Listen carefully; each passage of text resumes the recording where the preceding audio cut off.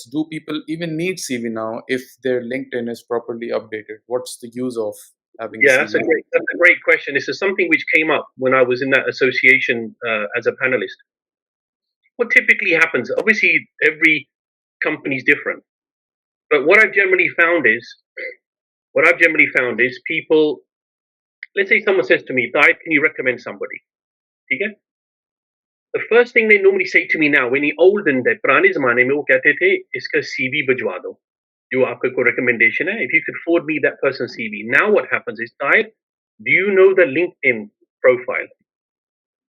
Okay, so someone sitting in Karachi, for example, and I know 3 or 4 candidates personally through my interactions. They will ask me, what are their names and are they on LinkedIn? That's the first thing they ask me now. So this is information for everybody, right?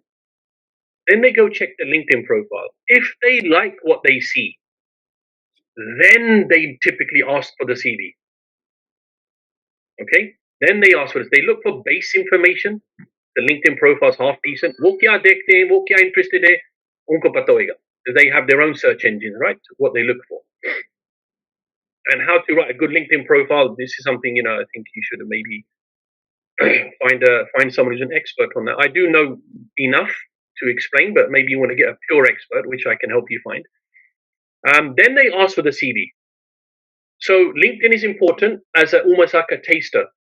And then they will ask for the CV document to go into more hardcore detail about what someone's achieved and what they performed, what they have done. Okay, so yes, dono zarurat hai. They're both important.